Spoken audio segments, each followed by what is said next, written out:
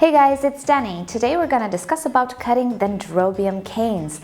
This is a subject I've encountered ever since I created my YouTube channel. Many people wonder if after flowering a Dendrobium cane can be cut away because many of the times it doesn't look so sightly.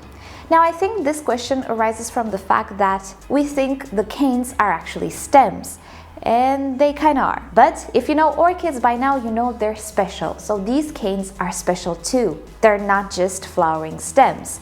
And the short answer is no, you should never cut Dendrobium canes unless they die away. And I will show you on my Dendrobium why you shouldn't cut the canes and when you actually can. So this is my Dendrobium monosmum. It is a deciduous dendrobium and every year it will lose its leaves.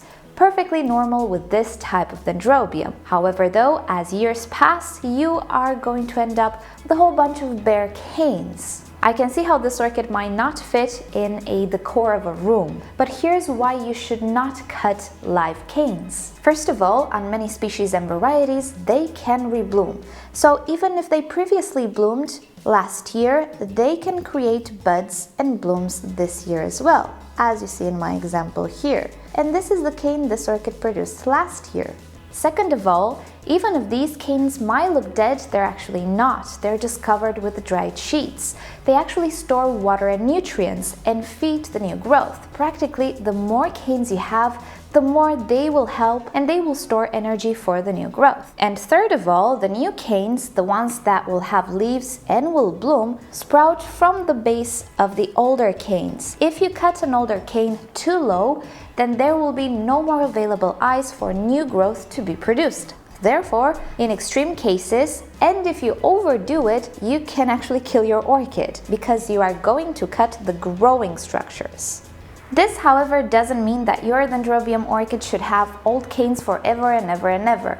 Nothing is actually forever, and the orchid regenerates herself periodically as well. So as the years go by, the oldest canes can actually dry off. And I have an example here. This cane is a very, very old cane, and as you can see, it has no more structure.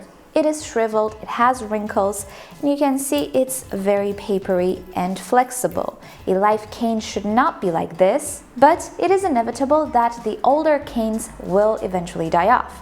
In this case, it is perfectly safe to cut these canes, and it is actually advisable because, well, they can attract disease, they can harbor pests, and they actually don't do anything for the orchid. If the cane is dead, obviously it cannot store energy, cannot store water, nutrients, and it cannot rebloom. Having pendant dendrobiums is problematic as it is because you can always tangle yourself in them or bump them over, or maybe if the cat wants to play with the canes, it will damage the orchid. So it is actually advisable to cut them off. For this, you can use any pair of pruners or scissors. If you worked with them on other plants or other orchids, it's a good idea to sterilize them in between plants. And my cane is not dead all the way just yet, so I will just cut it to the point where it died off, just not to create a wound.